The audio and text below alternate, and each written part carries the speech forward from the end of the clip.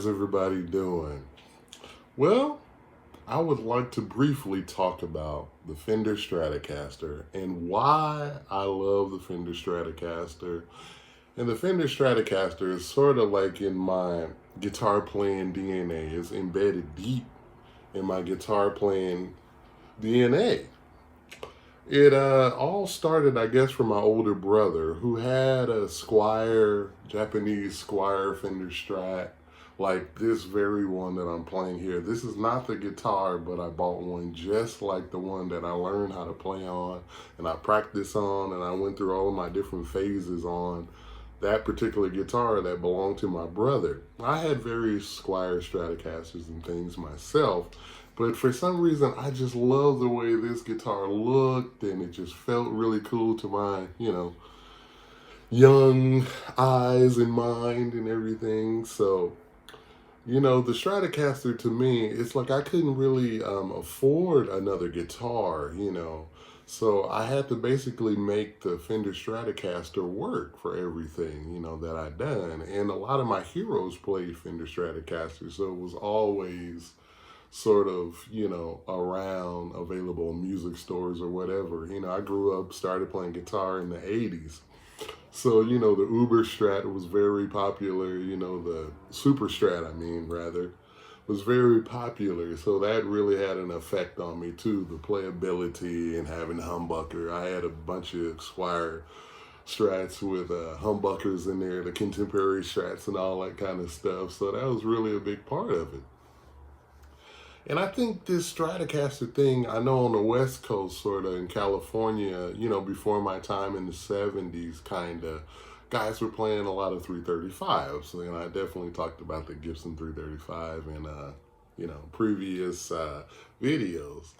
But the Strat was kind of, starting to come in because the 335 was maybe a little bit dense in the mix, on a lot of sessions and things like that. It was a bit much. It had this really vocal, beautiful sound that I love a lot, but the Strat just fit in the mix with all the keyboards and synthesizers and drum machines and things like that. The Strat seemed to cut and work really good, for a lot of studio players on the West Coast. So I think a lot of guys switched over to playing Stratocasters just to deal with what was going on. That was, going on in the music scene in LA, in the studios especially.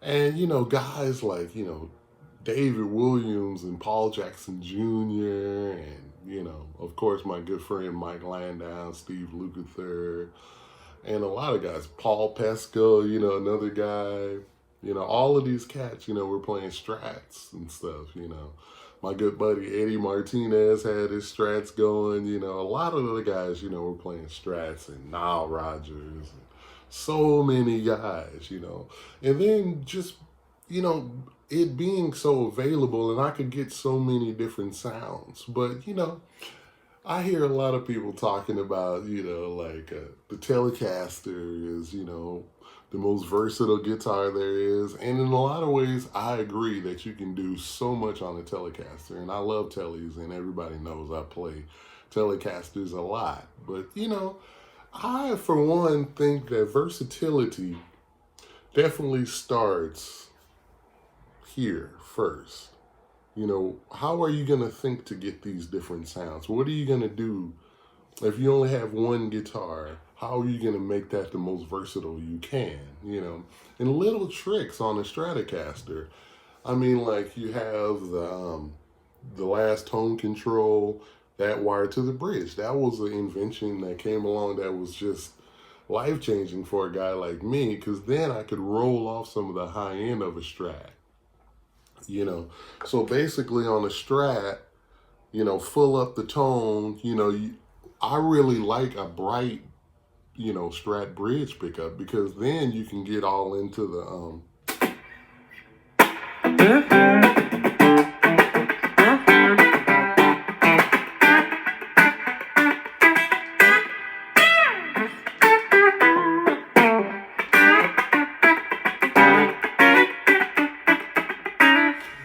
you can play all of that really bright cutting stuff, and it really cuts in the mix, and you can make it kind of sound small. And actually, sometimes making things sound small is a good thing because it won't clutter up a track, or whatever like that. And also live too, if you're playing with a bigger band or with keyboards or organ or something like that, and you just want to get funky and get that more scratchy kind of almost like Ray Parker Jr. kind of scratch going, the Strat bridge pickup to me, I learned how to make that work and really get a cool, funky, scratchy sound with that pickup.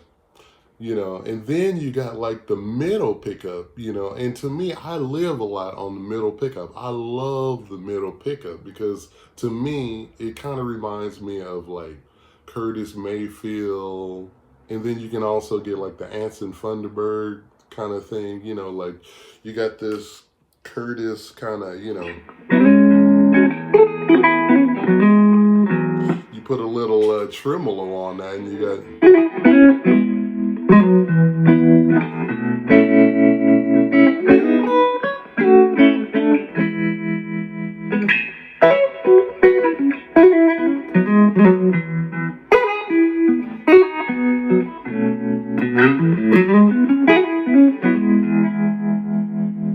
Just that kind of approach. I'm not really playing the Curtis Mayfield song, but just that kind of feathery approach is beautiful. And then you got, the Texas blues guitar player Anson Funderburg, and his middle pickup approach was a big influence on me too, just that.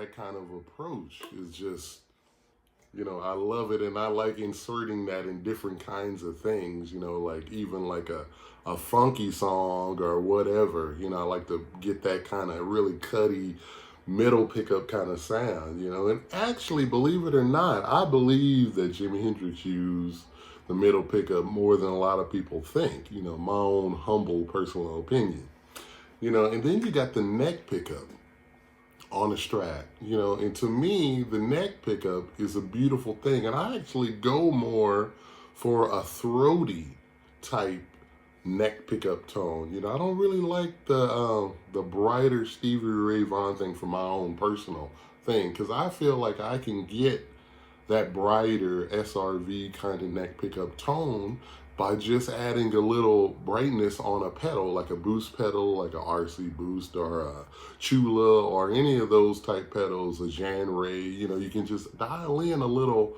brightness and you can get that really clear, kind of tone like Stevie got. But also, if you have it just a little bit darker and a little bit throaty, I don't mean too dark, but just a little bit throatier of a sound on the neck pickup, I feel that you can get more out of it. You can get more versatility out of it, and you can kind of mask it and make it do different things. Like the neck pickup for me, it's like I can play like.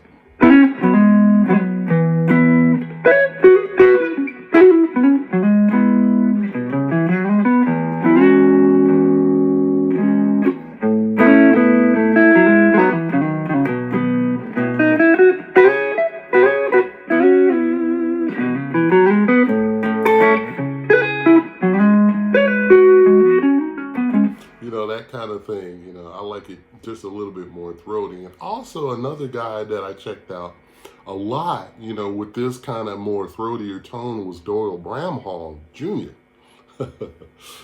Doyle too definitely, influenced my, neck pickup Stratocaster tone, because he was kind of always going for more of a deeper, throatier thing, and I would see him live, and he sat in a few times with another great Texas guitar player, Denny Freeman, in LA when Denny Freeman was living in LA.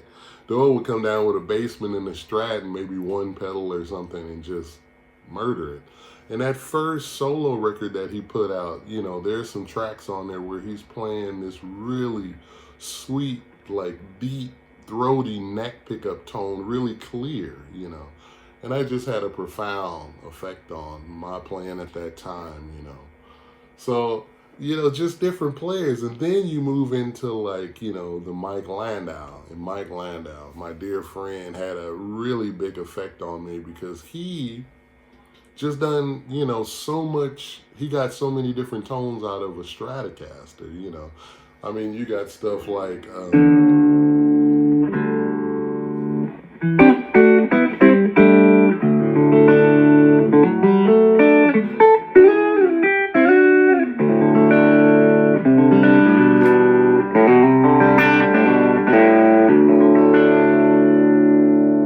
You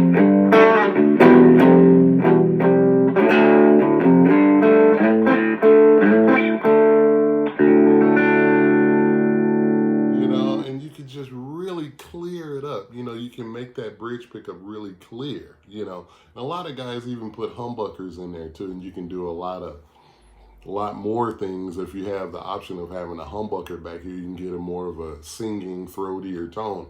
But I just prefer the, you know, standard bridge pickup now, you know. And then you have like the blues, you know, guys too. Like Buddy Guy was a big influence, and you know that folk festival of the blues where he's playing like a 50 Strat on there, probably through a basement, and it's just, you know, the most amazing sound ever. Junior Wells, you know, It's My Life Baby, and all of that kind of stuff. Otis Rush, and so many guys, you know. So I've really just, you know, made this guitar work for me over the years. You know, I played a Strat when I went out with Eros Ramazzotti, the Italian pop star.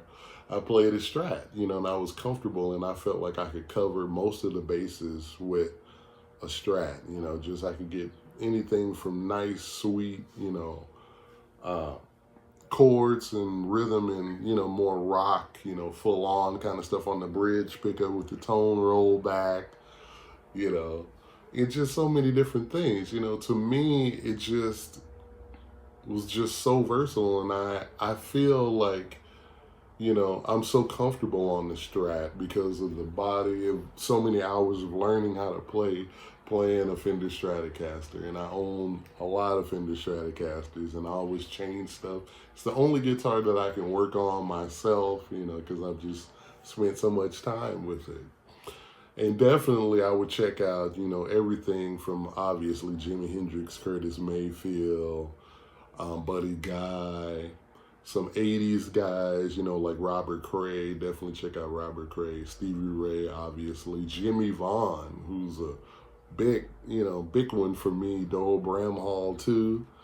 You know, these are just the guys that I really like to listen to, as well as my a friend of the family too, David Foreman.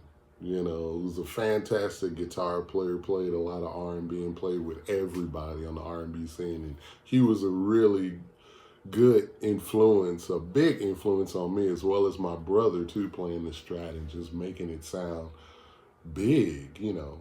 And just your approach too, like, you know, when you think about like even old blues, to me, I can mimic the sound of, you know, like T-Bone Walker or somebody like that a little bit on the Strat. You know, like when you think about like, you know,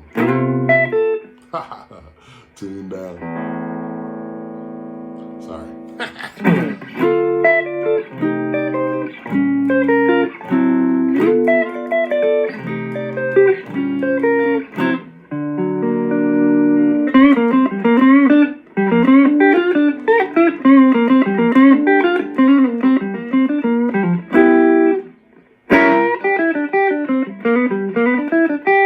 Or you can roll off the tone a little bit on the neck pickup.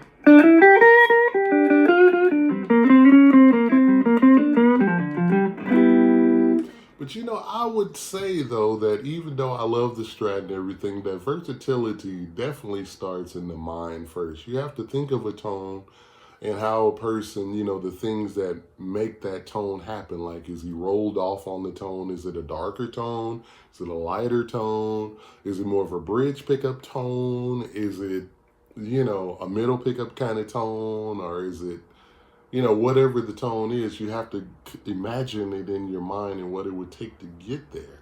You know, like, I mean, you even take something like Robert Lockwood Jr. and things like, you know, like I would probably play like, you know.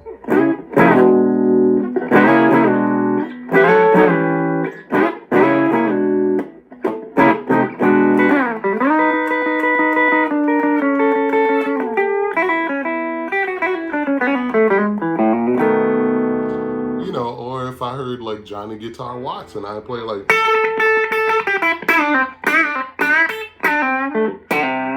you know, something like that, you know. So it's just all in my mind, you know, and I just use this guitar to just blend different sounds to and try and make up the sound closest to what I envision that sound to be in my head, you know. So, you know, obviously the Fender Telecaster it sits in the track so well, and I think that's one of the reasons why it was recorded so much on a lot of roots music and stuff like that. But for me, my DNA is coming from a Strat. So for me, that's the most versatile guitar, you know. But I love all guitars, but if I could only pick one, it'd be a Fender Stratocaster. All right, we'll see you soon. Take care.